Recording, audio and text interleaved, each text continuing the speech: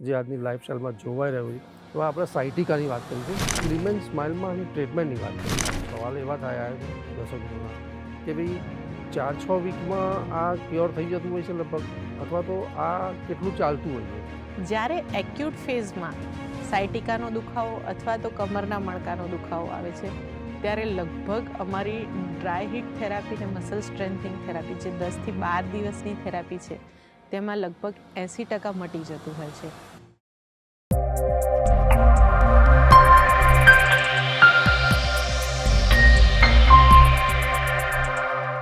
નમસ્કાર દર્શક મિત્રો, આપનું સ્વાગત છે કાર્યક્રમ અલ્ટિમેટ વેઇટ લોસમાં. અને મારી સાથે સ્લીમ એન્ડ સ્માઇલના એક્સપર્ટ ડૉક્ટર નિધિ ઠક્કર, કે જે ખૂબ જ પેઇન અને ઘણી બધી સમસ્યાઓના એક્સપર્ટ છે. તો એમની સાથે આપના જે પ્રશ્નો સમસ્યા અમને મળ્યા છે એનું સમાધાન કરીશું. નિધિબેન, આપનું સ્વાગત છે. નમસ્કાર. વેઇટ લોસના એક્સપર્ટ ડૉક્ટર ભાવેશ ઠક્કર, કે જેમને ઓબેસિટી વિશેનો અભ્યાસ 1998માં નડિયાદ ખાતે આવેલ JS આયુર્વેદિક કોલેજથી BMS કર્યા પછી પોતાના ક્લિનિકની શરૂઆત કરી હતી.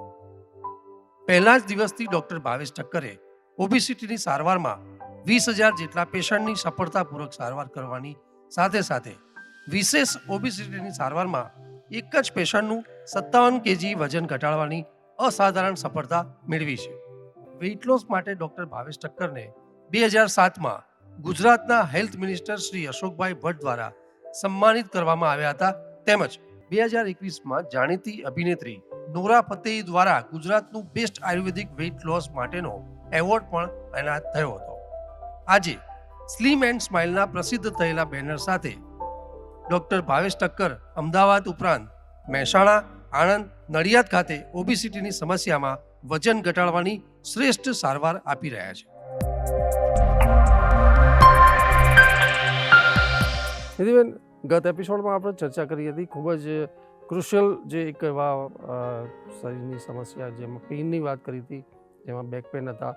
અને પેઇનમાં આપણે જે બેક પેઇનના જે દુખાવાના ખૂબ જ સારી એવી ચર્ચા કરી હતી. ત્યારે એવા જ એક દુખાવાની અને એક ખાસ જે આજની લાઈફસ્ટાઈલમાં જોવાઈ રહ્યું છે, એવા આપણે સાયટિકાની વાત કરીશું.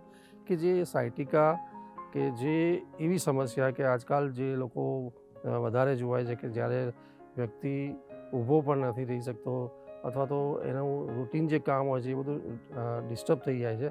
અને દર્શક મિત્રો, આ ખૂબ જ એક સિરિયસ બાબત બની જાય છે જ્યારે, અને એની જો સમયસર એની ટ્રીટમેન્ટ ના કરવામાં આવે તો ચોક્કસપણે એ એક આખું બેડ રેસ્ટ અથવા તો રિડાઇન સુધી પહોંચાડી દેતું હોય છે. તો એ કેટલું અગત્યનું છે ને એમાં જે અવેરનેસ છે, સ્લીમ એન્ડ સ્માઇલમાં જે ટ્રીટમેન્ટ છે એની આપણે લઈને ચર્ચા કરીએ. પણ એ પહેલાં જાણીશું આપણે ડૉક્ટર નિધિબેન કે આ સાયટિકા વિશે થોડી જે માહિતી છે કે આ શું પેઇન છે અને કઈ કઈ બાબતો એમાં સંકળાયેલી છે એની વાત કરીએ. સૌ પ્રથમ તો સાયટિકાનો દુખાવો લગભગ ઘણા રાંઝણ તરીકે તેને ઓળખતા હોય છે. તો તેની કઈ રીતે તેનું ઓરિજિન છે તે સમજવું ખૂબ જરૂરી છે. તો તે સ્પાઇનના L3, L4, L4, L5, L5, S1 અને S1, S2 આ ચારે ઇન્ટરવર્ટેબ્રલ સ્પેસમાંથી નીકળતી જે નર્વ્સ છે તે આપણા ગ્લુટિયલ ઓરિફાઇસમાં સાથે મળીને સાયટિકા નર્વ બનાવે છે. અને આ સાયટિકા નર્વ લગભગ આપણા શરીરની સૌથી લાંબી નર્વ છે અને ખૂબ મહત્ત્વની છે, જે આગળ જતાં તેની બ્રાન્ચીસ બનીને બટક્સમાં, થાઇઝમાં, ઢીચણની પાછળની સાઈડ, પિંડીઓ સુધી એટલે કે કાફ મસલ, અને ત્યારબાદ જે સૌથી મોટી બ્રાન્ચ છે તે આપણી છેક પગની આંગળીઓ સુધી જતી હોય છે. એટલે કે આ સાયટિકા નર્વનો જ્યારે નોર્મલ કામ છે કે આપણે ચાલવું છે, બેસવું છે, ઉઠવું છે, સૂવું છે, જે આપણા પગથી થતા બધા જ કામ જ્યારે નોર્મલી થઈ રહ્યા છે ત્યારે આપણને સાયટિકાની કોઈ જ તકલીફ નથી. પરંતુ જ્યારે આ બધી જ વસ્તુમાં ક્યાંક ને ક્યાંક કોઈ ડિસ્ટર્બન્સ આવે છે અને ક્યાંક પગમાં દુખાવો છે, તો ઘણા લોકોને ક્વેરી હોય છે કે આ સાયટિકાનો દુખાવો છે કે કંઈક બીજું છે.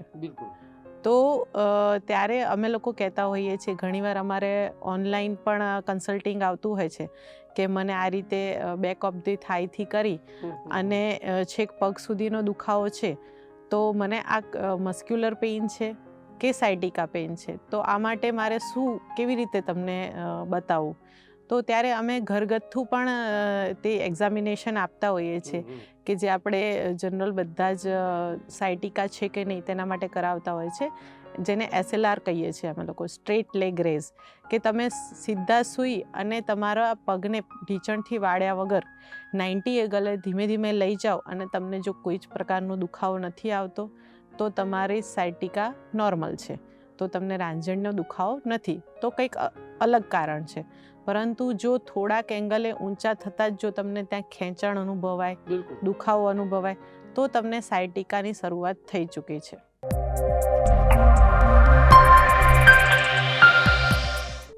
આજે આપણી સાથે છે કૃપાબેન ઠક્કર, જેમને સાયટિકાની તકલીફ હતી લગભગ છેલ્લા 2 વર્ષથી, અને તેમને દુખાવો અસહ્ય હતો, સોજો કમરના ભાગે બહુ જ હતો, અને આપણે એમને લગભગ 12 દિવસની અહીં ટ્રીટમેન્ટ થયેલી છે અને તેની સાથે 1.5 મહિનાની દવા કરેલી છે. તો આપણે એમનો એક્સપિરિયન્સ જાણીશું કે આજે એમને કેવું છે. કૃપાબેન. હા, મને સાયટિકાની તકલીફ લગભગ 2 વર્ષથી હતી અને દુખાવો પણ બહુ જ હતો. પછી મને ભાવેશ મામાએ કીધું કે તમે નીતિબેનને બતાવો. પછી મેં એમને બતાવ્યું તો મને એમને ટ્રીટમેન્ટ આપી અને એમની દવાથી મને લગભગ 10 દિવસમાં જ રાહત થઈ ગઈ. અત્યારે બહુ જ સરસ છે. મને એમની દવાથી ને ટ્રીટમેન્ટથી 90 થી 95% રાહત છે અને બહુ જ સરસ રિઝલ્ટ મળ્યું છે મને. બિલકુલ. હવે આ જે સાયટિકા નર્વ જે કમ્પ્રેશન છે તમે જે વાત કરી, અને એમાં જે હિપ થાઇસથી લઈને જે લેગ નીચે સુધી તળિયામાં, એ જ્યારે આ વસ્તુ કન્સર્ન કરતી હોય છે તો તેમાં આપણે કહ્યું કે એમાં એક થોડી અલગ અલગ દુખાવો થતો હોય છે, ઝંઝણાટી પણ થતી હોય છે, તણાવ થતો હોય છે, ક્યારેક અનબેરેબલ પેઇન પણ થતા હોય છે. તો એના જે કારણો છે અથવા તો દબાણના જે લક્ષણો છે એ કેવી રીતે બહાર આવતા? સાયટિકા જ્યારે દુખાવો છે ત્યારે તેનું પેઇન પહેલું તો ખૂબ અસહ્ય હોય છે. જ્યારે અનબેરેબલ પેઇન અને એની સાથે ચીટીઓ કરડે એવું, એટલે ટિંગલિંગ સેન્સેશન વાળું પેઇન જોવા મળતું હોય છે. તેની સાથે જ તે પેઇનના એરિયા પણ અલગ અલગ હોય છે.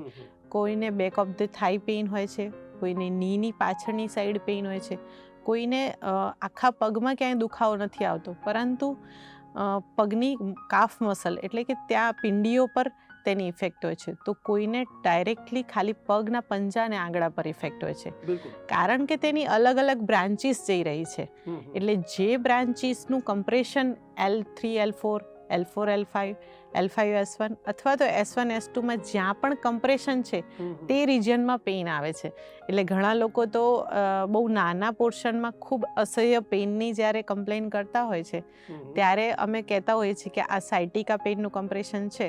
તો પહેલો જ ક્વેશ્ચન કરે છે કે સાયટિકા તો આખો પગ દુખે, તો મને તો ખાલી આટલા જ પગમાં દુખાવો છે, તો મને ક્યાંથી સાયટિકા છે? તો એ પણ એક મિથ છે કે સાયટિકા પેઇનમાં આખો પગ દુખવો જ જોઈએ. ક્યારેક તો ખાલી ને ખાલી થાઈઝના ભાગમાં, બટક્સના ભાગમાં પેઇન જોવા મળતું હોય છે, તો ક્યારેક લાસ્ટલી પગની પંજામાં, એડીમાં અને આંગળાના ભાગમાં જ દુખાવો જોવા મળતો હોય છે.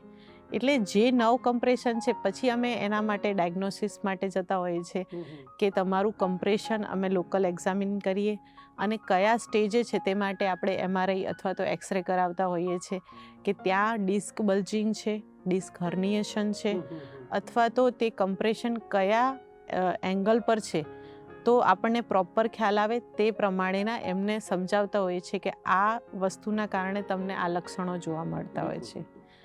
કારણોની વાત કરીએ તો જે કારણો આપણા બોડીના મણકાના ઘસારા માટેના છે, કે જેમાં આપણે આગળ પણ ચર્ચા કરી છે કે જે અર્લી ડિજનરેશનનું કારણ છે કે incorrect sitting posture, incorrect sleeping posture, incorrect walking posture also, કે જે આપણી ચાલવાની પણ પ્રોપર નથી મેથડ, તો એ આપણી નર્વને ક્યાંક ને ક્યાંક ઇફેક્ટ કરે છે. જે લોકોનું સેડેન્ટિવ લાઈફસ્ટાઈલ છે કે તેના કારણે તેમના બોડીમાં ખૂબ વધારે મસલ્સની વીકનેસ છે, તો એ અગેઇન આપણા વર્ટેબ્રલ કોલમ પર, સ્પાઇન પર બર્ડન આપતું હોય છે, ને તેમાં જ્યારે ઘસારો ડેવલપ થતો હોય છે ત્યારે અગેઇન સાયટિકા થઈ શકે છે. પ્રેગ્નન્ટ લેડીમાં સાયટિકાનું પેઇન જોવા મળતું હોય છે ડ્યુ ટુ વેટ ગેઇન, કે જે વોર્મનું વધારે જ્યારે વેઇટ વધે છે ત્યારે બેક પ્રેશર વધવાના કારણે જ્યારે તે બેસીને ઊભી થાય ત્યારે તેને સખત દુખાવો જોવા મળતો હોય છે. તેવું જ આફ્ટર ડિલિવરી કેર પ્રોપર ના થતી હોય ત્યારે પણ આ પેઇન રહી જતું હોય છે, કારણ કે જ્યારે આફ્ટર ડિલિવરીમાં જે વેઇટ છે તેનું કન્સર્ન એટલું નથી કરવામાં આવતું, અને એ વેઇટ એઝ ઇટ ઇઝ જ્યારે રહેતું હોય છે ત્યારે એ પ્રેશર જે છે તેના પર આવેલું તે એઝ ઇટ ઇઝ રહેવાના કારણે પણ દુખાવો રહી જતો હોય છે. પહેલાંના જમાનામાં જ્યારે ડિલિવરી થતી હતી ત્યારે પ્રોપર શેક માલિશ કરાવાતું હતું, જે ડાયટ છે તે પ્રોપર ફોલો થતો હતો. અત્યારે થોડુંક એ બધું ઘટી રહ્યું છે, તેના કારણે પણ બોડીમાં વેટ ગેઇન જોવા મળતા હોય છે, મેટાબોલિઝમ વીક જોવા મળતું હોય છે, અને તેના કારણે પણ આવા દુખાવા રહી જતા હોય છે. આગળ જે વાત કરીએ એ પ્રમાણે ડ્રાયનેસ છે, ડેફિશિયન્સી છે, તે પણ એક સાયટિકામાં ખૂબ મહત્ત્વનો ભાગ છે, કારણ કે એનું ઓરિજિન ઇન્ટરવર્ટેબ્રલ ડિસ્કમાંથી છે. તો ત્યાં કોઈ કમ્પ્રેશન અથવા તો ઘસારો, ડિજનરેશન, સ્ટેનોસિસ હશે તો જ એ સાયટિકાના દુખાવામાં પરિણમશે. એટલે જ્યારે કારણોની વાત કરીએ ત્યારે જેટલા કારણો આપણે કમર માટે ગણી શકીએ, ક્યારેક કોઈને વેટ લિફ્ટિંગમાં જર્ક આવવાથી પણ થઈ શકે, એક્સિડન્ટલ કેસમાં પણ આવું ખૂબ સામાન્ય રીતે થઈ શકતું હોય છે. અને જ્યારે સાયટિકાની વાત આવે ત્યારે તો ખૂબ જ્યારે પેઇન લઈને પેશન્ટ આવે છે ત્યારે એની સાયકોલોજીકલ કન્ડિશન પણ એવી હોય છે કે મારે આ સર્જરીના સ્ટેજે જવું પડશે કે આ દુખાવો મટશે, તેવી ક્વેરી હોય છે.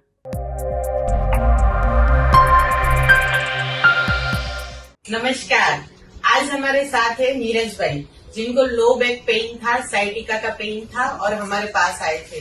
तो आज हम उनका एक्सपीरियंस जानेंगे कि अभी इनको कैसा है. नीरज भाई. ओके, नमस्ते जी.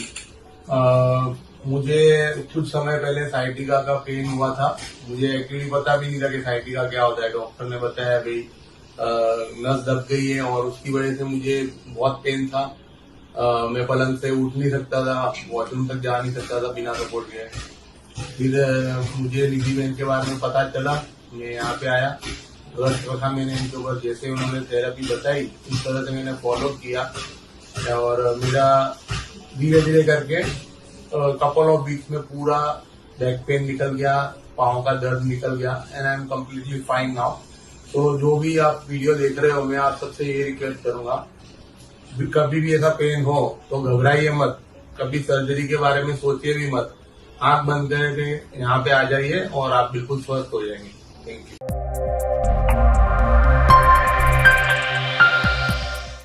नमस्कार, आज हमारे साथ है रूपलबेन कानाबार, जिनको साइटिका की दिक्कत थी और उन्होंने हमारी ट्रीटमेंट की हुई है.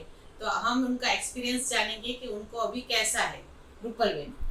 मुझे साइटिका का पेन बहुत हो रहा था, मेरी नस दबी हुई थी और डॉक्टरों ने बोला था कि सर्जरी के बिना इसका कोई विकल्प ही नहीं है. मैंने जब से निधि बहन से मिली मैं और निधि बहन की ट्रीटमेंट शुरू की, मुझे बहुत ही रिलैक्स फील हुआ. मुझे 80 से 90% तक सब मेरा जो दर्द है वो गायब हो गया और मुझे सब कुछ दर्द में भी बहुत रिलैक्स फील हुआ और अच्छा हो गया, मानो जैसे दर्द पूरा गायब ही हो गया. और 100% तक मुझे अभी रिलैक्स है. इसलिए मुझे उनकी दवाई भी मेरी चालू है और उनकी दवाई बहुत ही अच्छी असरकारक है और कोई साइड इफेक्ट भी नहीं है उसमें. उनमें आयुर्वेदिक बेस सब कुछ आता है, तो बहुत ही मेरा कॉन्फिडेंस लेवल सब कुछ अच्छा हुआ है उनकी दवाई से. तो जिनको भी ऐसा पेन हो वो प्लीज़ इनको रेकमेंड करें, मेरी रिक्वेस्ट है. बहुत ही अच्छा इनका.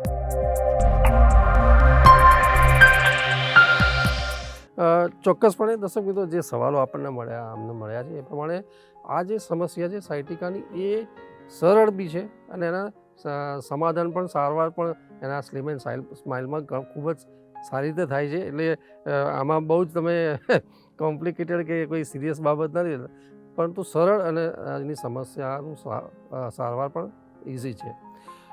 ટ્રીટમેન્ટમાં આપણે જો વાત કરીએ તો સ્લિમ એન્ડ સ્માઇલમાં આની ટ્રીટમેન્ટની વાત કરવી જોઈએ થોડી. જ્યારે પેશન્ટ અમારી પાસે આવતા હોય છે ત્યારે સૌ પ્રથમ તો આપણે એનાલિસિસ કરતા હોઈએ છીએ કે તેમને એક્ઝેક્ટ સાયટિકાની તકલીફ કયા કારણથી છે.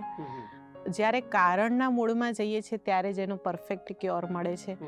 કે ઘણા એવા છે કે મને હું કંઈ પડી નથી ગયો, કંઈક જર્ક નથી આવ્યો, તો પણ મને આ સાયટિકાનું પેઇન કેમ આવ્યું છે. તો જ્યારે પોસ્ચરની વાત આવે છે ત્યારે એ લોકો ઇઝીલી સ્વીકારતા નથી કે મારા પોસ્ચરના કારણે આ તકલીફ મને થઈ શકે.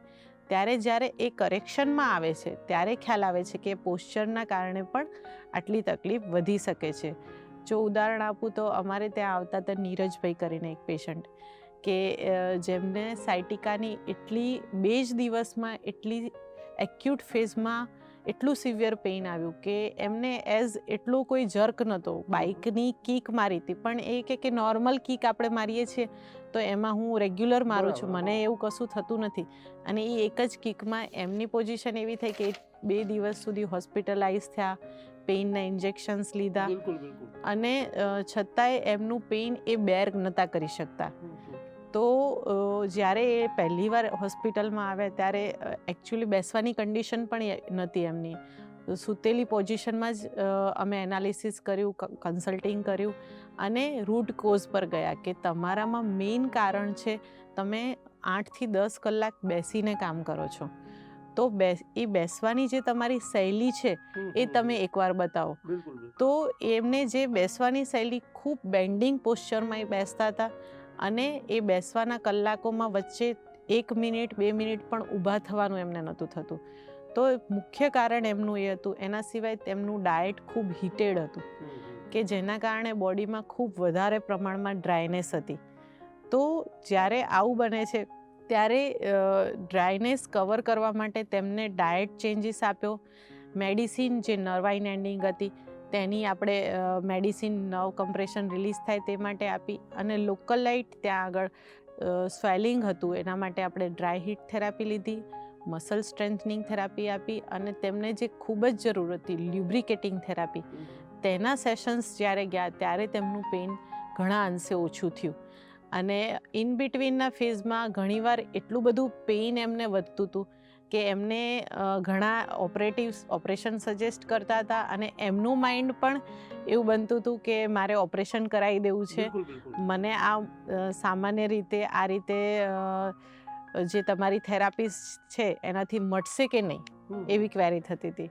પરંતુ જ્યારે ટ્રીટમેન્ટનો એન્ડ થયો ત્યારે તે ખૂબ જ ખુશ હતા. તેમને 0% પેઇન હતું અને એકદમ સરસ રીતે તે ચાલી શકતા હતા, બેસી શકતા હતા અને તેમનું નોર્મલ કામ કરી શકતા હતા. જ્યારે અમે લોકો ટ્રીટમેન્ટ કરતા હોઈએ છીએ ત્યારે ઇન બિટવીનના ફેઝમાં હું રેસ્ટ આપતી હોઉં છું કારણ કે જે ટ્રીટમેન્ટની ઇફેક્ટ છે તે હંમેશા રેસ્ટિંગ અવર્સમાં મેક્સિમમ મળતી હોય છે. જે આપણે હીટ આપીએ છીએ મેડિસિનની તે એબ્ઝોર્બ થઈ અને ત્યાંનો લોકલાઇટ સોજો ઉતરવા માટે રેસ્ટ લેવો ખૂબ જરૂરી હોય છે. તો જ્યારે એમને પણ અમે આ રીતે 15 દિવસ રેસ્ટ આપ્યો ત્યારે તે થોડાક ડિસ્ટર્બ હતા કે હું મારું નોર્મલ કામમાં ક્યારે આવી શકીશ. પરંતુ તે 15 દિવસ પછી જ્યારે તે નોર્મલ કામમાં આવ્યા ત્યારે એમને અત્યારે કોઈ જ તકલીફ નથી અને તે ખૂબ હેલ્ધી છે.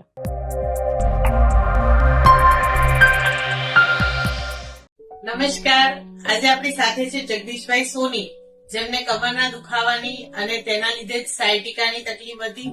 તો તેમને દુખાવો કેવો હતો અને અત્યારે કેવું છે ટ્રીટમેન્ટ પછી આપણે જાણીશું. જગદીશભાઈ, જયારે હું અહીંયા આવ્યો ત્યારે મારે કમરની તકલીફ, સીધી નસની તકલીફ, પગમાં તકલીફ, અસહ્ય દુખાવો હતો, ઉભા રહેવામાં પણ તકલીફ હતી. ડોક્ટરના સારવાર દરમિયાન પહેલા મેં અગાઉ 7 દિવસ સારવાર કરાઈ, ત્યારબાદ વધારે પાછળ 7 દિવસ સારવાર કરાઈ. અત્યારે લગભગ મને 95 થી 97% શરીરમાં કોઈ પણ પ્રકારનો કોઈ દુખાવો થતો નથી.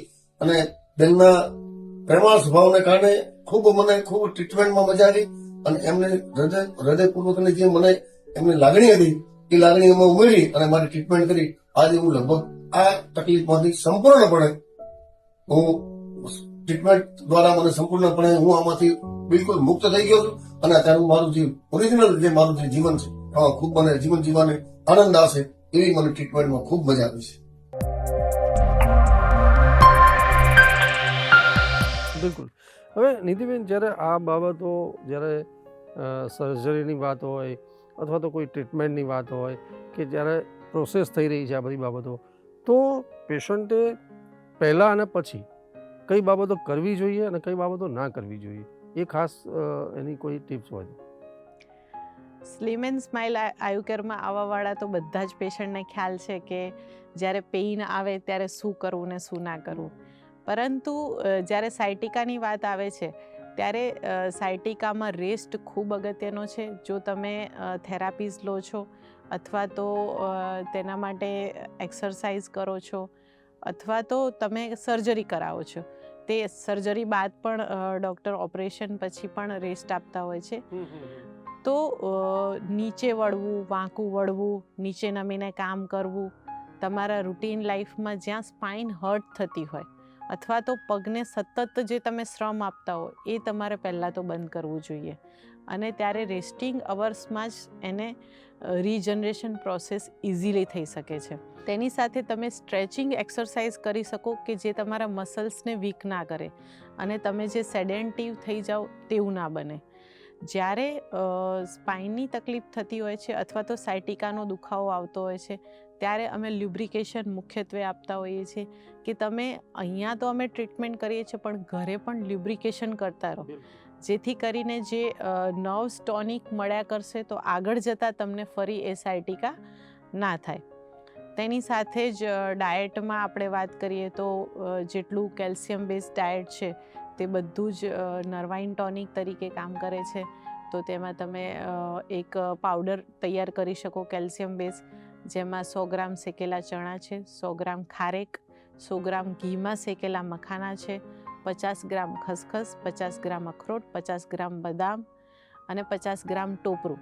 આ બધું જ એકસાથે કરી અને ક્રશ કરી અને 2 ટાઈમ ગંઠોડાવાળા દૂધમાં જો તમે લેશો તો તમને કમરના મણકાની તકલીફ હોય અથવા તો તમને સાયટિકાનો દુખાવો હોય તેમાં તમને ચોક્કસથી ફાયદો થશે. અને તેની સાથે જ ઘી અને દૂધનું સેવન પ્રોપર, જે એક્સટર્નલ લ્યુબ્રિકેશન મસાજ છે એવું જ ઇન્ટરનલ લ્યુબ્રિકેશન ઘી છે, તેનું પ્રમાણ પણ પ્રોપર પ્રમાણમાં લેવામાં આવે તો તેમાં ચોક્કસથી ફાયદો થાય છે. મેંદાવાળું, આથાવાળું, વાલ, વટાણા, ચણા, રાજમા જે ડ્રાયનેસ વધારનારો ખોરાક છે તે બિલકુલ એવોઇડ કરવો જોઈએ. અને વધુ પડતા ખાટા દ્રવ્યો, ખટાશથી દુખાવા વધે છે એવું પહેલાંના જમાનામાં લોકોને ખ્યાલ જ હતો કે મને દુખાવો થાય છે એટલે હું છાશ નથી પીતી, દુખાવો જ્યારે હું છાશ પીઉં છું કે દહીં ખાઉં છું ત્યારે મને દુખાવો વધે છે. પરંતુ આજના જમાનામાં જ્યારે ડાયટની વાત કરવામાં આવે કે જ્યારે ખટાશ એવોઇડ કરવાની વાત કરવામાં આવે તો ખૂબ તકલીફ પડતી હોય છે લોકોને. અને એ ટાઈમ પીરિયડ પૂરતું તો તમારે અવોઇડ કરવું જ પડે. જો તમે એની ટ્રીટમેન્ટ ક્યાંય પણ કરાવતા હો તો તમે કારણ જો ચાલુ રહેશે તો એનું 100% ક્યોર નહીં મળે. કારણ કે ખટાશ according to Ayurveda again dryness વધારનારું છે અને હીટ વધારનારું છે.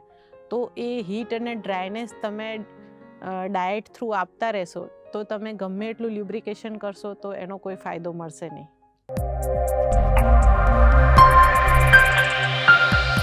નમસ્કાર, આજે આપણે સાથે છે જયંતિભાઈ ઠક્કર, જેમને લગભગ 10-15 દિવસથી સાયટિકાની તકલીફ હતી અને તેની ટ્રીટમેન્ટ માટે આવેલા છે અને તે ટ્રીટમેન્ટ લગભગ 1 વીકથી આપણી ચાલે છે. તો આજે આપણે તેમની સાથે સાંભળીશું કે તેમને આ ટ્રીટમેન્ટથી કેવું છે. જયંતિભાઈ, લગભગ 15 દિવસ પહેલા મને કમરની અંદર દુખાવો થતો હતો, બેસતા ઉઠતા તકલીફ પડતી હતી. એટલે મને થયું કે 4-5 દિવસ સહન કર્યું, પણ મેં કીધું જો દુખાવાની ટ્રીટમેન્ટ લઉં અને દુખાવાની ટીકડી લઉં તો એની જે મુખ્ય નિદાન ના થાય, નિદાન થાય તો એની યોગ્ય સારવાર થઈ શકે. એટલે મેં બેનની મુલાકાત લીધી અને અઠવાડિયાથી એમની ટ્રીટમેન્ટ લઉં છું તો એનાથી મને લગભગ 90% આરામ થઈ ગયો છે. એટલે હવે મને બેસતા ઉઠતા તકલીફ થતી નથી. આના માટે આપણે કહેવાનું છે કે જ્યારે દુખાવો કે કોઈ પણ તકલીફ શરૂઆત થાય ત્યારે તેનું જો અર્લી ડાયગ્નોસિસ થાય અને તેની પ્રોપર ગાઈડલાઈન પ્રમાણે ટ્રીટમેન્ટ થાય અર્લી, તો નેચરલ વેથી, આયુર્વેદિકથી, નેચરલ થેરાપીથી તે તરત જ ક્યોર થઈ શકે છે.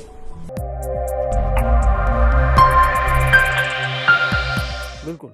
નિધિબેન, તમે ખૂબ જ ઉપયોગી અને જરૂરી અને મહત્ત્વની બાબતો ચર્ચા કરી. એની સાથે ગત એપિસોડમાં આપણે જે વાત ચર્ચા કરી હતી કે જે બેક પેનની વાત હતી, તો એના રિલેટેડ એક સવાલ પણ આવ્યા છે અને આજે સાયટિકાની પણ ચર્ચા છે. તો એક એની ડ્યુરેશનની થોડી વાત કરી લઈશું. સવાલ એવા થયા છે દર્શક મિત્રોના કે ભાઈ 4-6 વીકમાં આ ક્યોર થઈ જતું હોય છે લગભગ, અથવા તો આ કેટલું ચાલતું હોય છે, તો એના ટ્રીટમેન્ટની અને એના એક ક્યોરની થવાની જે બાબત છે એની વાત કરીએ. જ્યારે એક્યુટ ફેઝમાં સાયટિકાનો દુખાવો અથવા તો કમરના મણકાનો દુખાવો આવે છે, ત્યારે લગભગ અમારી ડ્રાય હીટ થેરાપી અને મસલ સ્ટ્રેન્થનિંગ થેરાપી જે 10 થી 12 દિવસની થેરાપી છે, તેમાં લગભગ 80% મટી જતું હોય છે.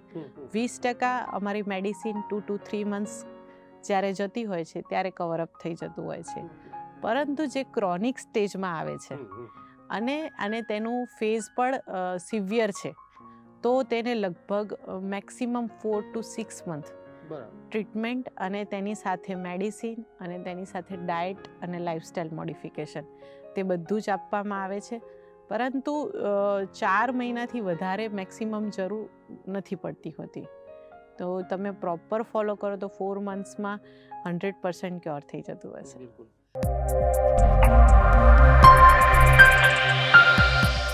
નિધિબેન, આપનો ફરીથી ખૂબ ખૂબ આભાર. અને 2 એપિસોડથી આપણે દર્શક મિત્રો એવા દર્શક મિત્રોના સવાલ હતા કે જે લોકો સ્પોર્ટ્સમાં પણ છે, ઓફિસીસમાં પણ બહુ ખૂબ જ જબરદસ્ત કામ કરી રહ્યા છે, ટ્રાવેલિંગ પણ કરી રહ્યા છે, ત્યારે જ્યારે આ બેક પેઇન અને જે સાયટિકાની જે સમસ્યાને લઈને જે સવાલો અને ટોપિક કર્યા 2 એપિસોડથી, એમાં આપણા ખૂબ સારા અમને સવાલ મળ્યા હતા. અને એમાં સ્લિમ એન્ડ સ્માઇલના સ્પેશિયાલિસ્ટ ડૉક્ટર નિધિબેને ખૂબ આપણને સારા સૂચનો કર્યા. અને સ્લિમ એન્ડ સ્માઇલમાં જે ટ્રીટમેન્ટ છે એ આની ખાસ છે અને એ ખૂબ જ રાહતભરી છે. તો ચોક્કસપણે દર્શક મિત્રો, આપણને આપના સવાલોના સમાધાન મળ્યા હશે અને ફાયદો પણ થયો હશે. છતાં પણ આ બંને ટૉપિક ઉપર આપના ક્યાંક સવાલો છે અથવા તો કોઈ આપની કોઈ પ્રતિક્રિયા છે, આપણે કોઈ પૂછવું છે ટ્રીટમેન્ટ અંગે, તો ડિરેક્ટલી નિધિબેન સાથે આપ જે સ્ક્રીન ઉપર જે નંબર છે એની પર સ્લિમ એન્ડ સ્માઇલમાં કન્સર્ન કરી અને આપ સમાધાન મેળવી શકો છો. અત્યારે રજા આપશો. નમસ્કાર. નમસ્કાર.